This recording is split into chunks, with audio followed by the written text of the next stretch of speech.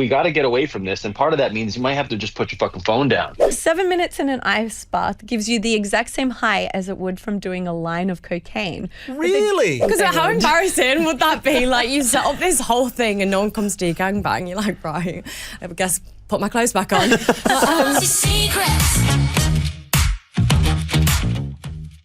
This episode of Saucy Secrets is brought to you by Juju, and this week we are giving away the Vim Massager. From gentle tremble to full body rumble, the Vim Massager from Fun Factory will make you melt first, explode later with 5 speeds and 3 deep orgasm programs. Get yours at Juju, joujou.com.au. Welcome back to Saucy Secrets. I'm sex and dating columnist Jana Hocking, and joining me is the brilliant MC. It's my favourite time of the week. I know, I love it so much, and especially looking at what we've got planned for this show. It's very exciting. Like, I know there's a saying, you can't improve on perfection, but somehow we do that every week on the show. It does get wilder and wilder. Right? And tonight is no exception. So coming up next, if you thought Margarita Nazarenko was amazing, in fact, something she said on this show has now reached 1 million views on Instagram. She's like a no-nonsense dating coach who's completely changed the way you now behave on your dates. I'm going on a 3rd date with the same man purely based off her advice. Do you know how long it's been since I've gone on 3 straight dates So with a what guy? role will she play on your wedding day when you inevitably, Well, I did run into her Tied the last knot. night, and she's definitely bridesmaid. what am I doing on the day? You can actually, do you know what? You can host it. What do they call? Not they don't host it. What does an usher? You Usher. can be an usher. Maybe. Yay, yeah, as in the R&B superstar. No, actually, I take back your role. You can do nothing. You can be invited. You can be a quiet You guest. can sit up the back and you can shut your fucking mouth, you loud mouth. Tell me I look pretty. But we found the male version of Margarita Nazarenko. He's named Benny Hart. He's joining us from New York. He is blown up on TikTok for his no-nonsense So he's going to dating help advice. blokes. Yeah, men stick around. But, he helps women. But it's like we get a look in a male's brain. He just tells it matter-of-factly. He suffers no fools, and he's going to sort out our dating dilemmas. The New York dating coach who has built a cult following by telling people the brutal truth. He's the guy you go to when you're sick of breadcrumbs, mixed signals, and emotionally unavailable men, guilty as charged. His cut the BS advice has blown up online, and he joins us today to fix our, and by our I mean my, dating life. Welcome, Benny Hart. How you guys doing? Thank you for having me. You are famous for just letting us inside a man's mind and telling us exactly how he's thinking. What has it been like seeing women turn to you in their most vulnerable moments of need? I don't really know, to be honest with you. It's one of those things where I talk to everybody as if I was talking to my sister, and I think that's very important to get a much more objective framework on this kind of stuff. I know these things can be sensitive, people's emotions can be involved, but I talk in generalities. Which is important for me because I just think it's, in my opinion, I do think it's a little bit rare that most women get that really direct, don't really care to be like loved or accepted, but I'm really trying to help in that sense. Yes, you said something the other day that was a real Oprah aha moment for me, and I realized I had been doing it a lot. You said, stop giving men you're in situationships with the girlfriend treatment. So you're giving them your all, you're going all in, but they're not committing, they're not locking it down. Can you explain that a little bit further? Yeah, there's girlfriend benefits and there's girlfriend samples. And I'm all for girlfriend samples. As I say, it's actually, matter of fact, it's necessary for girlfriend samples. But girlfriend benefits is essentially a place where you get too comfortable and you become girlfriend without being girlfriend. There's no title here. He didn't commit to you. But yet again, it's just more of like you do things as a girlfriend. You're there all the time, the consistency. And the difference between like samples and something like benefits would be the consistency. It's like, okay, yeah, fine. It's great to have a sleepover once in a while. It's great to cook together. Yes, it's great to do these things. But I catch you doing them 4, 5 times a week, twice a week, 3 times a week. These things get a little, you start giving things. You're saying, well, why isn't he committing? I'm like, what is he committing to? He already has it. What is he talking about? What is he saying right now? Oh God, I do that so much. I'm just trying to be honest about it. It's important for me to, like, if I had a sister, which I don't, maybe this is part of the reason why I do what I do. But if I had a sister, I'd be that straight with her. I'd be like, what are you talking about? Yes, he needs to feel what girlfriend samples are like because he has to feel what you are. He has to understand who you are. Are you opening up? Is there potential to be girlfriend there? Can he see that? And then there's the benefits, which is just doing it consistently, kind of unconditionally. And that's not good for anybody. So what are some samples we should be doing? Because I find it really hard not to just give them the full girlfriend benefit. What can we be doing that samples that would make them want to eventually commit? You ever been to the Chinese store at the mall? Yes. Notice how they give these samples and you're like, damn, that tasted good. But they don't give you like 5 or 6. They give you a sample. You know what it tastes like. It's okay to do it Yes. once, twice, maybe a few times. It's great. It's a good time. It's just the consistency of these actions. And yes, that just means like heavy sleepovers. That means cooking with one another. That means consistent intimacy all the time, regardless. And even like emotionally opening up to something, it's all good and it's all good, but you go too far sometimes. You're like, you're not really in that committed phase. And you want to make sure you get to a place where it seems like you both are getting there before you start doing too much consistently. That's really what I mean. There was a question I wanted to ask because we are, for some reason, all stuck in situationships. And I know a lot of us do eventually want to get ourselves out. And I was wondering, do you think the dating apps have created situationships because everyone thinks there's so many more options to them now? Yeah, I mean, no question, dating apps have ruined dating. I mean, no question. But then again, social has too, right? It's just, but then again, like, you can't blame dating apps. Let me just back up for a second. My content is about full self-accountability. And that's part of the reason why it hits so hard, because I don't let people get away with this he did, they did, the system did. No, sorry if I'm cursing, you did. And that's part Please of do. that. Okay, I'm sorry. I didn't know if there was any restriction, but I just naturally get in the flow and I start cussing. But that's your problem, and you need to learn how to restrict yourself off of these tools because that's what they are. They're tools. And yes, for sure, it has created this framework of optionality that are not real options. They're perceived options, and those perceived options make you kind of push away even some of the good things or see red flags sooner in other people. For example, you go on a date with a guy and like it's good, but he wore red shoes, and you know how those red shoes things go. But then again, there's 111 others, and part of that is this like analysis paralysis, if you were to call it. But for people, because we are out of practice now, how do you go about meeting people in real life that isn't cringy? Sure. There's a couple different things I typically tend to talk about, as you probably know, and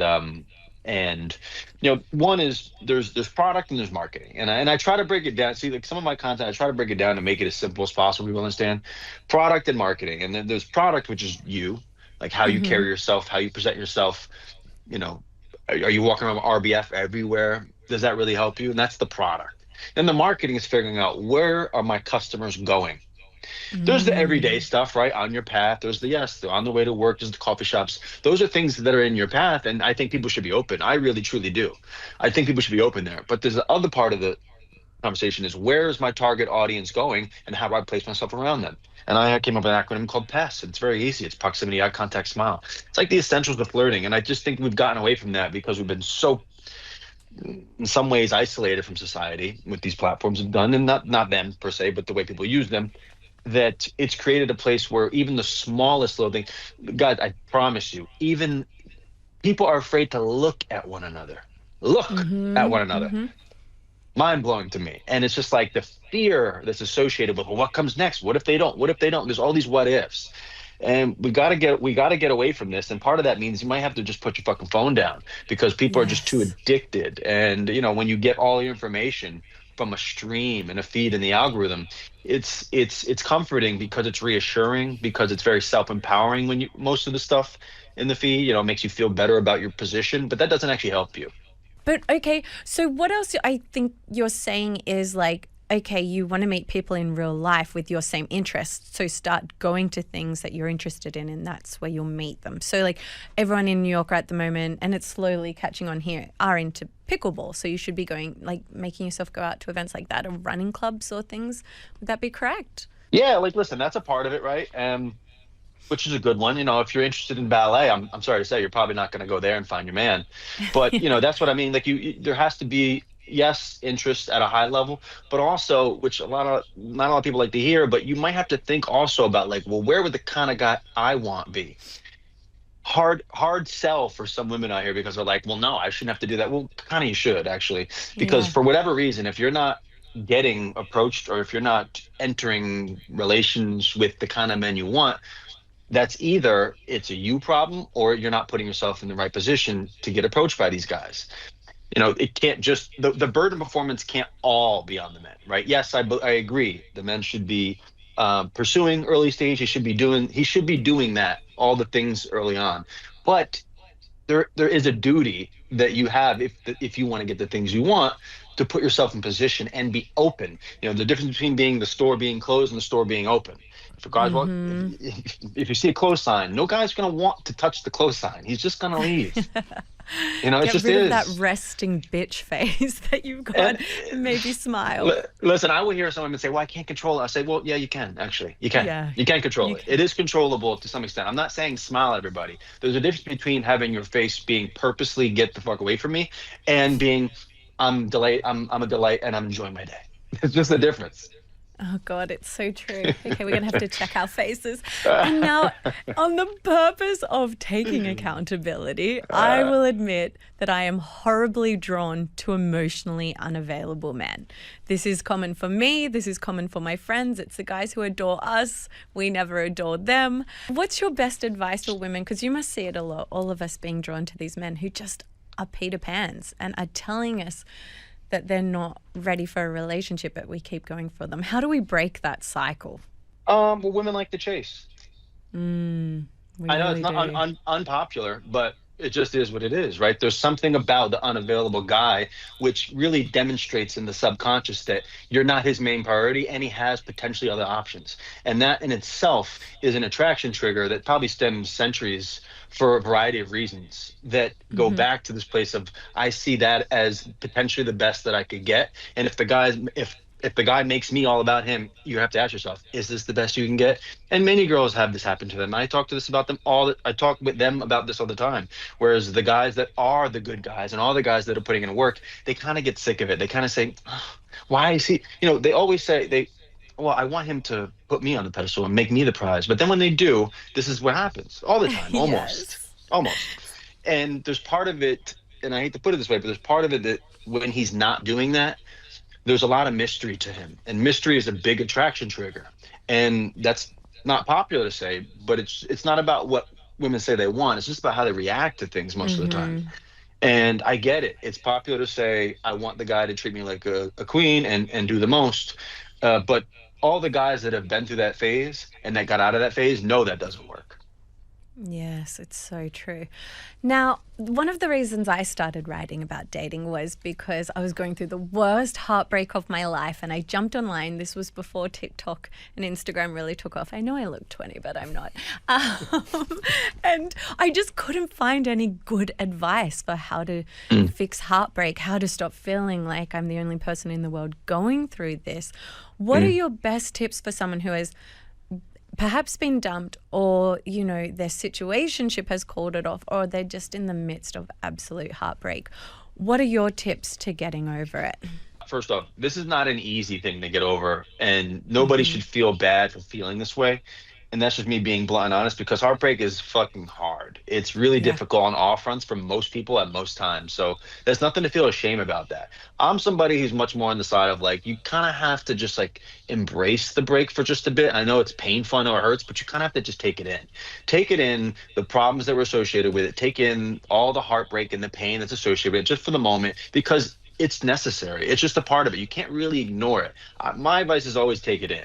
And then when it's time for you to maybe start developing your own habits and working a little bit more on yourself, understanding maybe where you went wrong, maybe what you didn't see. Don't overanalyze it, though. And this is one thing I tend to talk about a lot, but you don't want to overanalyze every little detail and try to math equation this thing out on exactly why it happened, exactly why this.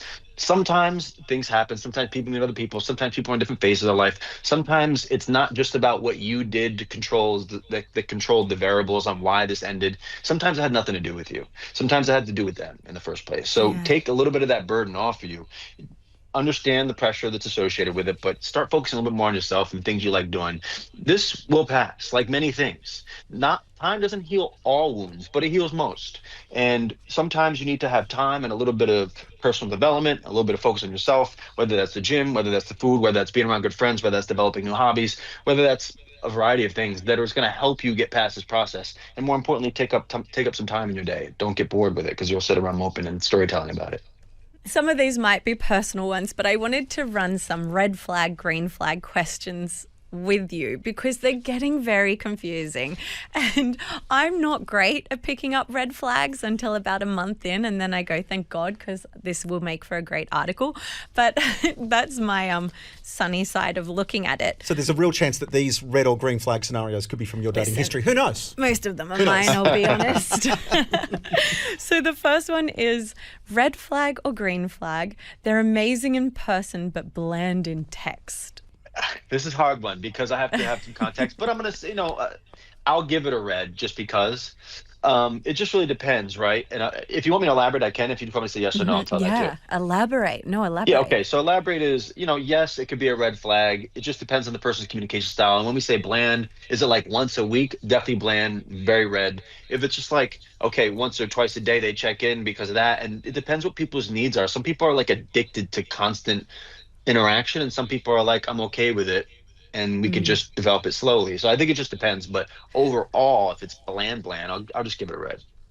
And like, what if they take 6 hours to write back to a text? Is that a red flag? I mean, 6 hours every time would probably be yes, a red flag. But 6 hours one time, like I don't see this being a problem, especially early on. It's really about the anxious people out here trying to figure out what's going on and the storytelling associated. Again, that goes back to my idea, right? They could be red flags, but women still love them. Yeah, we really do. Damn it. What about this is not good for my dating life. The next one is red flag, green flag. They only want to meet up once a week in the early days. Green. I don't call that Okay. red. I don't call that red, and it really depends, right? And I'm going to elaborate on this. Like if he's pretty busy, once a week in the very early days is not that bad. Once a week, early stage is actually decent pace. Now, if it's once every 2 weeks, that's not a decent pace. But seeing you once a week, if he's really busy, he has a lot going on, or she, right? I don't know if you're talking about man or woman here, but I wouldn't necessarily call it a red flag. No, I'll call it a green. Okay, means they have a healthy social life. What about they refuse to define the relationship after a month of solid dating? It's not a red. Not a red. I would call, I wouldn't call it a green, but I wouldn't call it a red. But why aren't they already Define. obsessed with me? Well, ironically, that's something they say they want, but they tend to stick around. And plus, let's just be honest, right? It does take a little bit, especially if the pace is still once a week. What is there to define at this point? Okay, yes, you're right. What about this one? This one hits a little bit close to home. They want to split the bill after the first, second, or third date. Red. Yes, good. It's an I easy one. agree. It's an easy one. Now, this one Yeah, did it says create easy one right scandal. there. But okay, so a lot of men do get angry when you say that because they're like, but women are making just as much money as men now, blah, blah, blah. Do you just still think men should pay on the first couple of dates? Yeah, I do. I think men should. I mean, in my personal opinion, I think men should pay almost all the time, most of the time for sure. But I think that's just a cope that most men do, and they'll use that like, well, women do it. It's just really a cope in reality, and part of that really just depends on who you tend to attract into your life, and it's really depending on the attitude of the person. I think if two people have really good attitudes and a guy has a good character, he should be asking, pursuing, and paying for the dates. I don't see an issue with that. As a matter of fact, that should be expected. Oh, preach. Okay, this one came in from a listener. She said, every time he goes out with his friends, he doesn't answer any of my texts. When he comes home, he says he was just having too much fun and doesn't pay attention to his phone. I wouldn't necessarily call it a red. I really wouldn't. I'm not going to say that because it really just depends. And I hate to use these exceptions because I usually like to do black and white, yes and wrong. I like that. But to give an accurate answer here, if this is the only time that you're talking about that he's not using his phone and he's just with his friends, I really wouldn't give it that much of a thought unless it becomes really like a habit of like him doing this in other scenarios in different contexts. So if it's like an hour or two and he's not, I don't know how long we're talking here. If it's like an hour or two and he's grabbing drinks with his friend, I really wouldn't say it's the biggest deal. Now, caveat, if you're like dating this guy or in a relationship with this guy and it's been like 3 or 4 months, then you would expect him to be like, hey, I'm with my friends, I'll text you when I get back, or I'll hit you when you're back. That's fair. And do you think maybe if we are taking accountability, you would have to ask yourself as well, like if you know he's going out with the boys to have a good night, why do you need to chat to him? Like, shouldn't you just let him kind of go and have a good night? You can explain that to women then. You can tell them that. They'll listen to you before they listen to me on that specific one. They'll be like, well, why are you telling me that? He should be. All I always say is read the book Attachment Styles. You might figure something else about yourself. Sure. On the first date, he tried to get me into bed. I said I wasn't keen. He seemed fine and asked me out again. Fast forward, we've been out on 4 dates now, and every single time he cheekily asks if I'm keen. Red flag or green flag? Okay, so hold on a second. If you're keen for what? What is the key? What is he asking? So he's asking. Sex. Yeah. Bread. Really? Because I've always said I'd be offended. Like, I'm not going to sleep with a guy on a first date. That's a lie. I've done it a couple of times. But normally, I'm not going to sleep with a guy on a first date. But I would be so offended if he didn't at least try. No. Trying is one thing, but asking is another. That's my point. Okay. All right, I'll imagine this. Imagine a guy says, hey, are you down for tonight? What type of guy is going to ask you that? Let's be honest. Yeah. Are you down to sleep together tonight? What are you talking about? It should just start to happen naturally. And if he doesn't pick that up, then that's like him not maybe reading the cues properly. Like I don't know, why would a guy even have to ask personally? Like, is that a thing?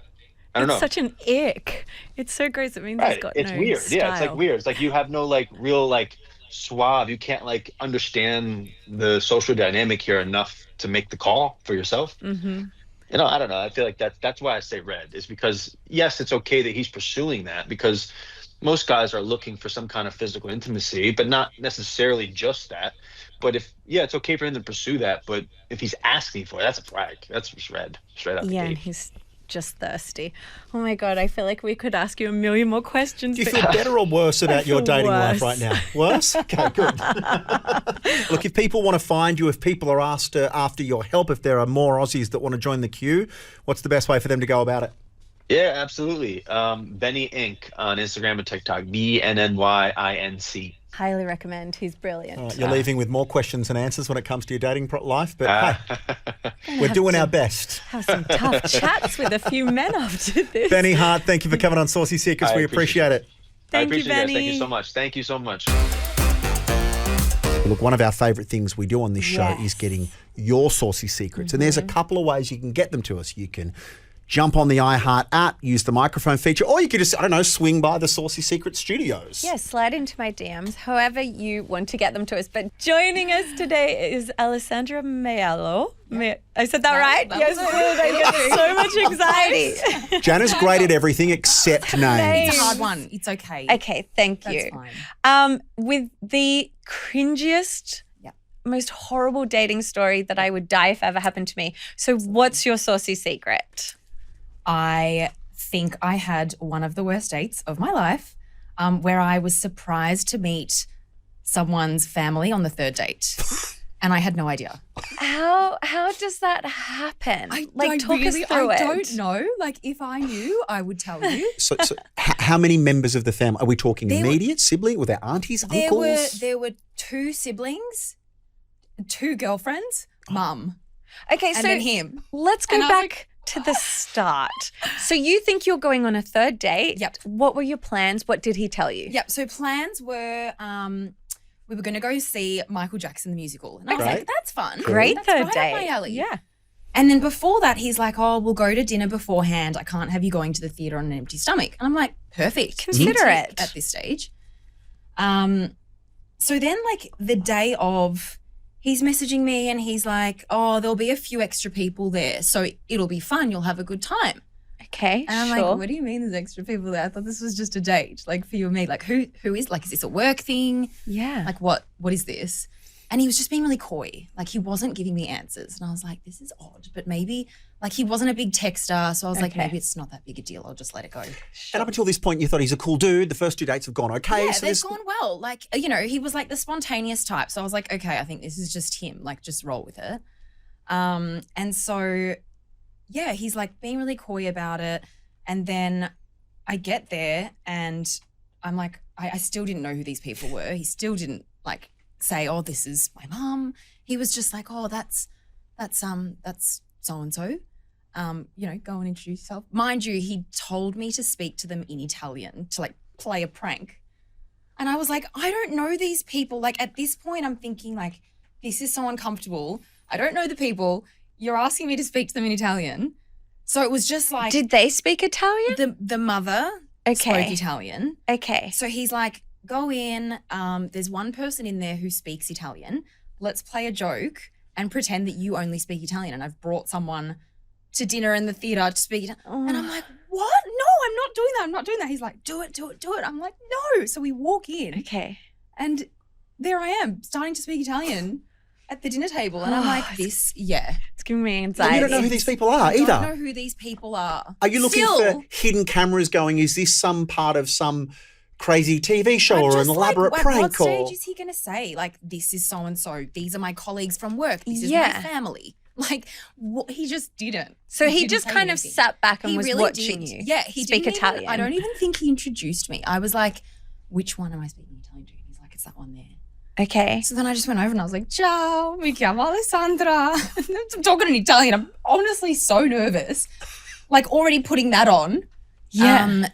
And then it just went downhill. So when did the penny drop? Okay, so the penny dropped when I was like, I can't do this anymore. Like, I'm going to speak English. He's lying. You know, he was just playing a joke. And the mother, who I didn't know at that point, was like, oh, you've really got to have a bit of a personality with this one. And I was like, okay. And then I looked at the other girl who was standing there and she introduced herself and the name was familiar because he'd mentioned her name to me before Okay. as his sister-in-law. So then I'm looking at this girl who's introduced herself to me, looking at the woman, and the names are starting to click. And then she looks at him and she goes, how was your day, darling? Gives him a kiss. And the penny's dropping. And I'm just like, oh my God, what is happening? It's the family. It's the family. What? And then I look and there's a table of seats. So it's like a full family dinner. And I'm like, what is going on? And he gave you no heads up. So Nothing. how did he react when he realized who? Nothing. I don't know. He was just like playing it cool. And I was looking at him and saying like, what's going on? Yeah. Like, what is happening? And he's like, just dinner. With Like- his family. Yep. He just made it out as if I was nuts for thinking this was odd. So then you've worked out his family. You've just met his mom, his dad, his everyone. Do you then all have a nice dinner and go What do to you the talk concert? about? Like, yeah, It how was did really you? weird because I was like, Oh, no, it's do very they know- weird. It's very weird. I was like, did they know who I am? Like, who have I been in? Like, I'm Italian. You don't Yeah. just bring someone to dinner. No. So Like- did he introduce you as his No, girlfriend? he didn't even or introduce me. He was just like, off you go. I'm like, this is not normal. And then when his brothers started arriving, same thing. I was sitting down and I was like, do I go up and say hi? Like, what do I introduce myself as? do you think he got some perverse kick out of Yes. seeing you uncomfortable? 100%? Because after we ended up like speaking about it, but like I really had to dig to get something from him. Like he thought it was completely fine. But after I was like digging and digging, like saying, do you think this is normal? Yeah. He was like, oh, I kind of like to see people squirm. That's his kink. I've heard about this before. And I was like, what? Are you kidding? Like you get Yeah, he pleasure gets off. from like seeing someone be uncomfortable. Oh my God. Okay, How messed so up. you go to the Yeah. theater, you're probably like me where we're just like, okay, stick a smile on my face and just get through it. Yeah. So you do the whole day, it's all fine. What's the conversation like the next day when you go, what the heck? I mean, he was just like not You thought it was normal? understanding almost? it was odd for me. And like I wanted to talk about it and just be like, where are you coming from? Like, why didn't you tell me? Like, what was the reason behind not telling me? And what did he say? And he just said, I knew that if I didn't tell you, you wouldn't come. No shit. And I'm like, so why wouldn't you give me the opportunity to choose for myself? And do you think that, like, when I was hearing about this, all I kept thinking was, were you under a test? Like, does he do this often because he wants his parents' approval or his family approval as to who he dates? I do feel like he was testing me. Yeah, it feels like which is so weird, but he made it out as if it's not that big a deal to do something like this. And at one point he goes, oh, I've actually brought girls over for the first date. And I was like, he's joking. It's like an episode of Maths or something. Yeah. Oh, yeah, it kind of is. But I can't decide if it's like, is he just have his green light on and he's desperate to find the one? So he's putting, the woman through under their all paces these early. Like, I think he was a little bit out there and it was like, if you're going to work with me, you need to pass this test. So what was the fourth date like? The fourth date was me being like, I'm done. It was just, really odd. Very, very odd behaviour. So you called it off or done after? Yeah, we kind of like spoke. He tried to kind of talk it out, but essentially I was just like, this is not my person. And have you heard from him since this has blown up online? No. Oh. I may have blocked him. Yes, smart. When you catch up with his mum for coffee once a week, and obviously you've got a great relationship. Now, her and I, we go way back. Oh, that's so cringe. This is the weirdest thing I've ever heard. His kink is that he's a massive flog. It's so odd. Yeah. It was crazy. And have you had any girls reach out and say they've also been on a date with him like that? I would feel like there'd be other women who I have not had this. anyone say that. But with like other dating stories, I've had girls reach out and say, oh, I've been through such a similar experience. Is this guy that you're talking about, is this his name? Yeah, and I'll be like, no, babe, there's lots of them. There's more of them out there. They're all doing it. I'm just picturing my now wife walking in if it was our third date meeting my family and she'd run for the hills like any normal person would. Yeah, but like imagine not even warning her. It's crazy. Like, imagine if you're like, hey, it's really you know what? I've got a strange. spare ticket. Like, just letting you know, my family there. It's going to be super chill. Like, it's up to you if you want to come or not. I would not go. No, but like, no. let me know. Give rather someone than a hands just up. dropping it on me and being like, hey. And then we're at the dinner table and one of the girlfriends goes, how long have you guys been dating? And I was like, dating? This is our third date, babe. Are you kidding? Like, what is going on?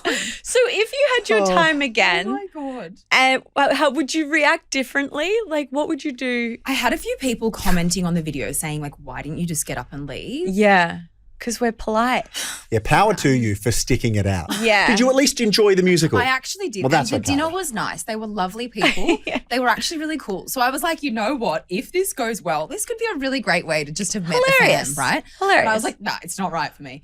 But they were very normal and very nice. It was a fun night in the end. So that's why I was kind of just like trying to understand the meaning behind it. Yeah, which I don't think you ever will. work it out. I think Preferred you will. every member of the family over him. He was the worst part of the date, Absolutely. the guy that you were there to actually see. Correct. Exactly. Well, hang tight, ladies, because apparently they are out there somewhere, but there are a million and one If terrible dating People stories. want to find you on the internet where you talk about this stuff. Where can they find you? On TikTok, there's lots of dating stories on there. At Makeup by Alessandra. And just fellas, if you're watching on the YouTube stream, Yeah. all right, don't do this. Give a girl a do heads it. up. Don't bring mum. Don't bring the brothers. Don't bring the sister-in-laws. Don't do it. Just be normal. Be normal. Be normal. That's all we want. Has the dating been okay? Better It since? actually has. I've Okay, had that's some good. really lovely dates, which Okay, has made good. up for it. Well, now you know what your red flags are. Absolutely. yeah. We've received a letter to the show this week that was a real head scratcher. And at first I thought I straight away knew the answer, but then I did some sleuthing. So let me read you out the question. Okay.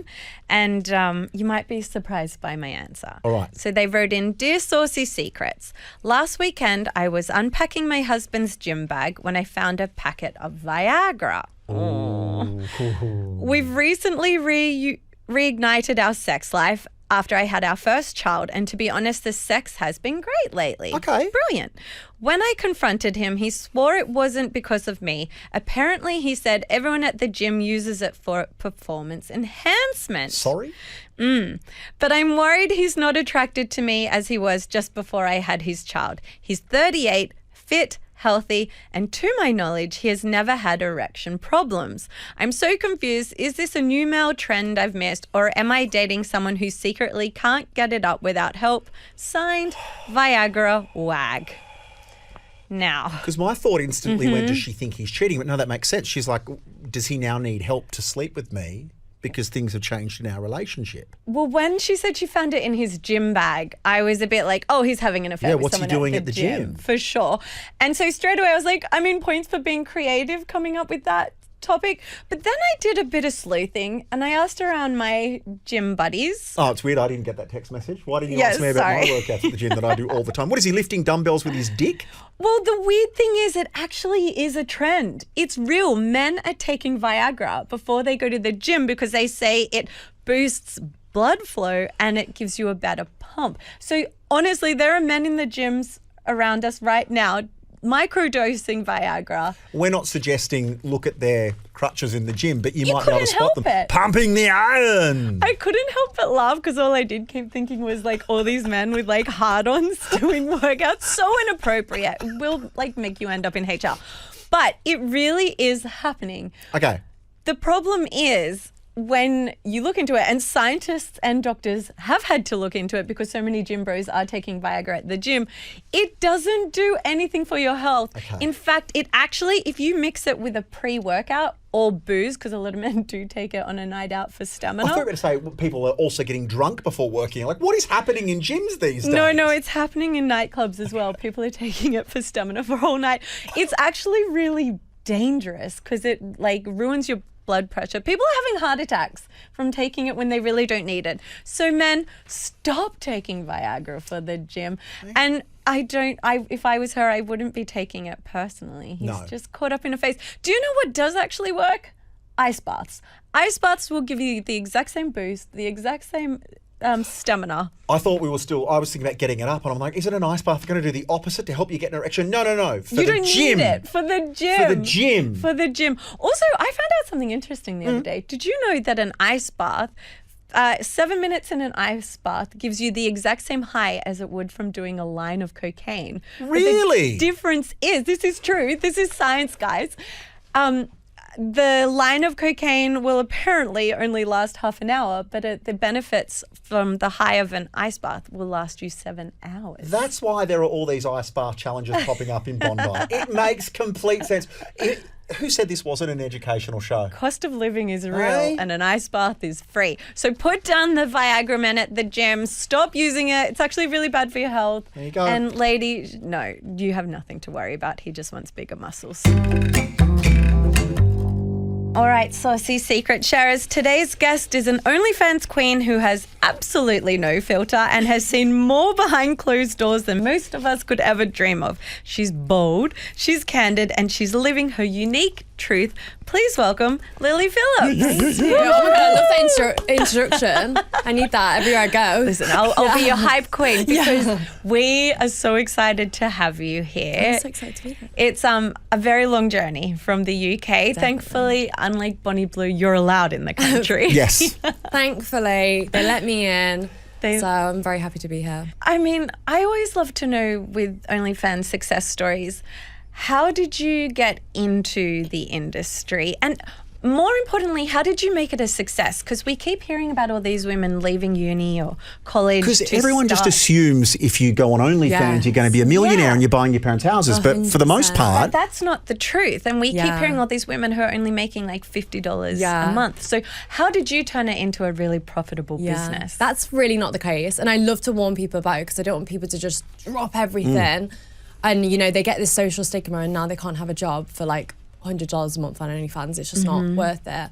But for me personally, I was super promiscuous when I was like younger, and I've always really been so intrigued by sex work. And so when I heard about OnlyFans and I kind of went off to university, I was like, I should 100% do this. I thought it was going to be like a side job. Like I didn't think it was going to be my main career, but it took off so like immediately that I was like, wow, I need to do this. I love it so much. So I quit my degree and what were you doing? What were I you do studying? nutrition. But is it true that you never made it to a lecture? Yeah, I didn't. I started and I was like, well, if I can't fucking... it was at the time where it was COVID. Yeah. I couldn't get onto the fucking Zoom call. So I thought, I can't get onto the Zoom call. I can't get a fucking degree. Tell you what I can do with a webcam, Yeah, though. hell yeah. Exactly. And then from there, honestly, I think it's just like mostly marketing. It really is a marketing job. Like you've got to advertise yourself on like all social media platforms and, you know, in the most creative way possible, like to kind of stand out. Yeah, I would say that is what people forget. You need PR, you need publicity. Watching the Bonnie Blue documentary, what fascinated me most was like, oh, you need a stylist and you need to hire all these people that people don't know about. So was there a lot more expenses that goes into it than... It depends, because obviously you cannot do it all yourself, but I think the kind of more higher up you get, I feel like I may as well pay someone to do the job, so it gives me more time to do like shooting and do the stuff that no one else can do. Mm-hmm. Yes. And it seems to be very competitive. And we're seeing, you know, the stunts get crazier and things like that. Do you feel the kind of competitiveness to go, okay, I need to go bigger for the next video? Or do you think we're getting over the stunts? I don't personally like think of anything as competition. Of course you have to stand out, but like I think of my peers as like a community. Like I'm not like, oh, I'm competing against these girls. For like the events part, of course, like gangbangs have always been a big part of me and like what I actually do. And coming up with them, I'm a really creative person. So, you know, like doing them, it was just like an artistic thing that I wanted to do, if I'm honest. And then of course, like, you know, they do well. So you're like, oh, maybe I should do a couple more and stuff like that. But for me, I'm not trying to like, you know, fuck 20,000 guys in a day, because there's only a certain amount of guys you can actually fuck in a day. So yeah, I've kind of definitely like slowed down a little bit because I want to do stuff that's like new, creative, people haven't seen before, because that is honestly like what gets me going. Mm-hmm. And what haven't people seen before? Because I feel like we've seen a lot this year. You have not seen specifically. anything. I feel like as well, my mind is always going, like me and my team were talking about doing a skydive where I do like oral. And I was like, that would be so fun, because I've skydived before. Hang on, giving a head job or falling from the plane, plummeting towards the earth. I would so watch that. Yeah, exactly. Like it's just like a fun gimmick. Like who gets to wake up and do whatever the fuck they want like every single day? You know what I mean? Like I just think of like the craziest, funniest thing I can think of, and I'm like, oh yeah, that'd be so fun to try out. And if you could have any celebrity as a collaborator on an OnlyFans video, oh my like gosh, anyone, who would you pick? It would have to be our queen, Kim K. Oh, she's like that would the be OG nuts. slut with the sex tape. She really launched kind of OnlyFans before it was OnlyFans. I love her. Nude selfies till I die. Add that to her LinkedIn bio, the OG slut. Yeah. Yeah. And what's the strangest request you've ever got? Because one thing about OnlyFans is you do interact with your audience a lot, and you can send personal videos and things like that. Is there ever been a video where you're like, oh no, that's too far, that's not for me? I don't do shit stuff. That's where I draw the line, you know. Gangbangs, piss, fine. Shit now. But the other week I was filming a video where someone was obsessed with, have you heard of like Charlie and the Chocolate Factory? Yeah. And the girl Violet, I think her name is, where she gets like blue and she gets huge. Oh, she turns into a blueberry. Yeah. And he wanted me to reenact that scene. But how the fuck are you meant to reenact that What without do you CGI? mean? So I'm like getting a pillow, I'm like shoving this like, whoa. I'm like putting more like blue like paint on my face. Honestly, I'll show you later. It's fucking hilarious. I looked stupid as fuck, but I was like, I mean, 500 quid. If you're going to Can't pay, sniff I'll at do that. it. Yeah, exactly. I didn't even have to, you know, finger myself. So. Wow. Oh, yeah. Oh my God, people's kinks, we never kink shame. No, but we they're are. I will show you fascinating. Open after. to It's all. hilarious as well. Like, obviously I'm not that much of an actor, but I really got into the role. I was like, Mr. Charlie, why am I getting so big? Like, it was so funny. Would you ever pivot into an acting career? Because there is a lot of acting that goes on. I'm OnlyFans. really not a good actor. I wish I could. I did drama GCSE, so maybe pull some strings. The there. next time you come, we'll get a scene, we'll do it, we'll act it all out, and it can be like your reel that you send on to all the big Hollywood studios to I get love that first part. 100%. And you recently slept with 101 men in 12 hours. Yeah. What was that like? How do you pace yourself? And were you worried about like whether they were going to turn up and who was going to turn up? That was like my biggest worry. I was like, no one's going to turn up. Oh, I think Because they how would. embarrassing would that be? Like, you set up this whole thing and no one comes to your gangbang. You're like, right, I guess put my clothes back on. But honestly, it was, it's a day of like, I don't think you realise, like, it really is like you're an athlete. Yeah. It's like keeping the stamina, lots of sugar here or there. It's like taking my electrolytes, making sure not to lose too many fluids. But yeah, it's a real challenge.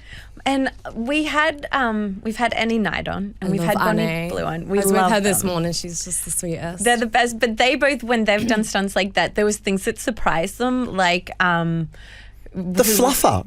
Oh, yeah. Annie was telling us about the fluffer, and there was they needed someone to come in and basically give all the blokes a blowjob to get them ready, so then they could just walk onto set and do their bit. We didn't think that was a thing that existed, but it does. Yeah. See, I didn't know this trick until after the 100 Man. So you didn't have girl a was fluffer. on her own. She was, doing all things at once, trying to please everybody. And that was what was tricky. And then I did another event where I did more men. And I was like, fuck, this is so easy Could've with done it in half fluffers. the Yeah, I time. could have done it in half an hour, bang them all out. I wish, honestly. But yeah, fluffers are great. Like one thing that really surprised me, just like the fact that it's like all different ages, all different races, like obviously 18 plus, but there's no one type of guy that shows up to these things. That's what I find fascinating. Yeah, and people think it's going to be these creeps off the street, and it's not. In all of these gangbang stuffs, how often does the bloke not finish and is a bit overawed by the whole thing and sort of just has to leave with his flaccid cock between his legs? I'm going to say like 30%. Wow, that many? Really? Maybe I'm not that good at my job then, but like I think a lot of guys do get super nervous. Like that is just such a normal thing, and I'm always like, don't stress. Like you can always come back. Get back in the line. You'll be fine. And do they apologize? Oh my god, yeah, they're so apologetic. They're really sweet. And they're because like, they're all "It's not you." flustered, and I'm like, don't worry. Nothing less sexy than a bloke grovelly apology. I'm so sorry, I'm so sorry, I'm And so he's sorry. nude. Champ, it's okay. There's another 100 blokes waiting. Get the fuck Well, out. we've heard of whiskey dick before, where people have had a bit too much to drink, and maybe there's OnlyFans dick where they see the cameras, it's their time to shine, and they just go, Definitely. oh no, I can't do I it. actually had like one of my security men was selling Viagra. Like Smart. at the events, I think he made Smart. more fucking money from it than me. He's not That done. is like- He's no dunce, this That's dude. actually- I was like, that is Genius. fucking smart. And how do you, because I'm quite picky when it comes to the men. I mean, the comment section begs to differ, but I am quite picky with the men I sleep with. How do you work yourself into a sexual state with, men who might not be your type? Yeah, I mean, for me, honestly, it's how good the sex is not down to how you look, your body type, the shape of your cock. It truly is like a surprise sometimes, like how good the sex is with a guy that you don't necessarily have like initial attraction to. And I'm one of them like kind of rare people where like I find a lot of people attractive, and I can find attractive traits in like so many people. Like I'm like that. Like I walk down the street, I'm like, oh yeah, him, her.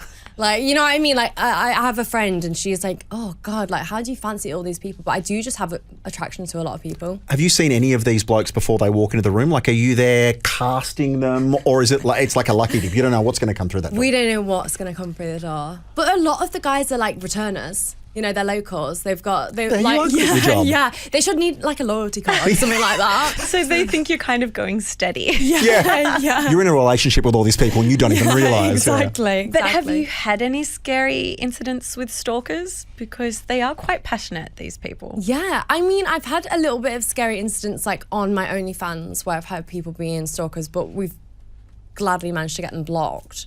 But whereas in person, I've actually surprisingly had no issues. I think because we have like quite a lot of security, and like I said, like a lot of the guys like you kind of know who's going to show up and stuff like that. Yeah. When you did your documentary and they spoke to your parents, Yes. you went viral and your parents went viral because they took just one part of that clip where you were crying about, how hard it was, and your parents, saying they don't want you to do it and things like that. I've heard you say before it doesn't show the whole picture. Like when people just see a grab of you crying, or they say a grab of your parents complaining about your job, it doesn't put the whole thing in perspective. Like, how are your parents now, and would you do a stunt like that again? Yeah, I mean, people really do take things out of context. Like, they see this one 30-second clip and think they know your whole life. But I 100%, like, I still do stunts and stuff like that. And as much as I know my parents aren't in support of it, they also support me and understand that this is my job, and they respect that I'm an adult and ultimately it's my decision. Yeah. So yeah, that's kind of where they lie on this. Okay. And what would you say to any girls who are thinking of getting into the industry? Like, what would be your tips? Oh, I mean, I thought about it for like 6 months before I did it. And so definitely had a long, hard think, because this is going to affect every single aspect of your life. Like, it takes a lot of sacrifice, like your relationships, how people view you, you know, like money issues. It's just stuff you wouldn't even really think about. Like, you'll never really be able to get a proper job after, well, within reason. But yeah, just have a long, hard think if this is something that you want to do really long term. And if this as well, you really need thick skin. So that is like also something, can you take a lot of criticism? How would you feel if your whole family knew this? Because everyone's perception of you changes when you start, and you can't take that back once you do it. How do you have relationships outside of your work? How does it go for you? I don't date. I haven't been on a date in like 4 years. But whereas like I've got such lovely and like fulfilling friendship and family relationships that I don't necessarily feel the need right now to date, because I feel so fulfilled in that part of my life anyway. But yeah, I can imagine it's going to be a little bit tricky, but we'll cross that bridge when it comes to it. Well, it's like Kim Kardashian said. She said, like, someone asked her, how would you date? How, like, you know, is someone expected to date you? And she goes, well, my man wouldn't worry about exactly that. You know what, it does help, like it weans out the weak. I really think like if a guy doesn't support what I do, then you're not my guy. Yeah. You know? Exactly. I need a guy to be a little freak like me. We were speaking to an escort a while ago, and I said to her, how would you date? And she said, I've seen the worst of men. I actually don't know if I can date again. Are you scarred at all from this job? I slightly understand where she's coming from, because like you see the cheaters, you see the liars, like you really do see it all, especially on OnlyFans when people are messaging you and they're like, I'm sat next to my wife, I'm having a wank to you. I'm just like, ew, you know. But I think there are good men out there still. Like at the end of the day, my dad and my brother, like they set such good standards, and so I know that there like has to be more people like that. What's your type? What's your type? type? What's the ideal dude if he was to walk through the door and only feet? What's my type? Confidence, funny, just a vibe. Like I need to click with someone. It really is for me personality over everything, because at the end of the day, you're all going to get old and ugly, so it doesn't really matter. We recently did an interview with Bonnie Blue, and she sent through the longest list of things we weren't allowed to talk about, which is so refreshing with you because you're an open book. But you were on the list as someone she wouldn't talk about. Really? Do you know why that would be? Do I know why that would be? I think maybe because she sees me as competition, she wouldn't want to promote me. Okay. That is my guess. So there's no underground beef. You're just a threat. I mean, yeah, exactly that. Oh, boo, I was hoping for... Yeah, sorry. We're going to get the goss. We're going to get the goss. No, I I've know. heard this from a couple of other podcasts, but I don't know, maybe she's just scared to touch on Threatened it. by you. Take it as a compliment, right? Yeah, exactly. And finally, what's next, apart from the jumping out of an airplane blowjobs, which I will definitely That's watch. insane. Is there any goals for 2026? Obviously, you're not going to try the schoolies scandal that got other people kicked out of the country, but what would you love to do next? I mean, to be honest, me and Annie, this next week, we're going to be opening up a school of sex. So it's like a university for people who, you know, want to learn more about sex, because like, who doesn't want to get better a blowjob? You know what I mean? So, you know, we're going to be basically doing live demonstrations of, you know, how to pleasure a woman, you know, how to give a blowjob, how to put a condom on, stuff that like you wouldn't be taught in school, because it's all going to be, you know, with an actual human body. Yeah, exactly. As so opposed to sex ed in school where you're putting a condom on a friggin' banana or something like that. Exactly. And they've got a whiteboard and they've like drawn out a vagina and stuff like that. It's just, you know, it's going to be so much more clear, and we just really want to educate people. Can you give us a couple of tips now to better sex? What does make I've got a theory on what makes a good blowjob. Yeah. Oh my God. I think it's eye contact, a lot of saliva. Yeah. Always works a treat for me. What would be your tip for a best blowjob?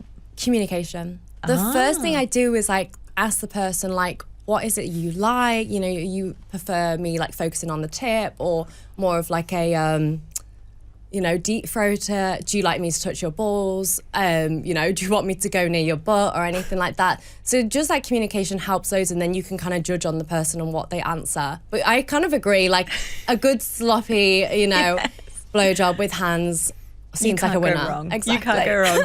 Oh my gosh. Well, I could talk to you for days on end, but we're going to keep an eye out for your skydiving video. Yes. And then maybe it'd be like scuba diving. What else is the most mental things you could do while having sex? Come on, get involved.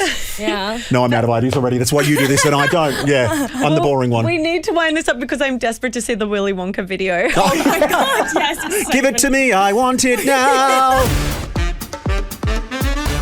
Now, I love a good hack. I especially love a good hack when it catches out dirty, dirty cheaters.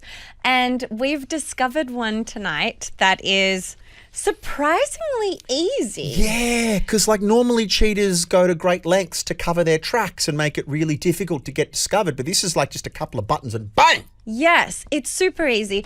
Now, the first thing I would say is if you feel like your partner is cheating, there's a fair chance they are. Like Margarita Nazarenko said, always follow your gut because it's annoyingly hardly ever wrong. There is a disclaimer to this hack. Only do it if you really want to know. I know we all think we want to know if our partner is cheating, but like they say, when you go hunting, be prepared to actually find something. Yeah. Right? Yeah. So most cheaters will send, you know, their little mistress, their dirty skank, a text message and then they'll delete it. Poof, it's gone forever, right? Or is it? It's not. So Can you help me explain it? So all you need to do if you've got an iPhone with the most up-to-date software on that iPhone, when you open your messages in the top right-hand corner, there's a little button with 3 straight lines, which filters all the text messages that you've got. I've never even looked at it before until now. You click on this button and one of the options is recently deleted. So all these texts that you delete sit in that folder, I think, for 30 days before they're wiped completely. Okay, that's petrifying. And the weird thing was we went through my phone. I've got nothing to delete because I am... Has an updated phone. So here's the tip for those that are planning on cheating, not that we'd ever condone that. Don't update your iPhone. Never update your iPhone and you won't have to do it. But ladies, if you think your man is cheating, go into his messages, click the 3 dots, go to the recently deleted folder, and there will be all his dirty, dirty texts. Just in case my wife is listening, do we go through my text messages just to confirm or deny whether Yeah, let's go through them. Okay. Oh, God. All right. Top text is from Pure Baby. That is a children's clothing brand. Snore. Pet Barn. And Palm Beach Surf Club on the Gold Coast. I think I'm safe. Okay, you're safe. I think I'm safe. But I know a lot of you will be asking, but wait, I don't know my partner's code to even get into their phone. My friend did the naughtiest trick ever. This is how she broke into her partner's phone. So every time he would get his phone out, she would be like, okay, let's do it with you. So you've got your phone out. You might be at the table. Yeah. I look like I'm looking at my phone, right? Yeah. No, I'm recording you. So you know a lot of times when you have to type in your passcode because maybe you've got sunglasses on or your face doesn't turn up. Yep. Every time she saw him jump on his phone, she would have her phone like this recording him. Him putting in his PIN code. Yeah, and so she got his PIN code and then she would slow it down and work out what it was.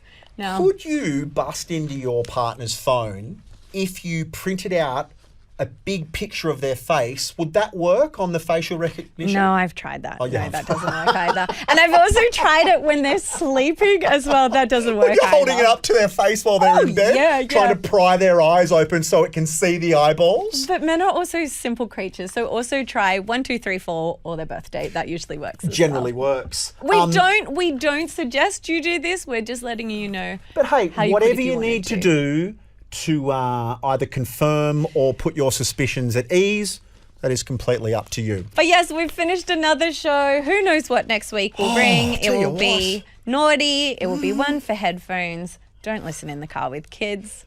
Obviously not. I think you've earned that by, what are we, episode 12? I think by so. episode 12, you should know not to listen with kids in the car. Thank you for joining us.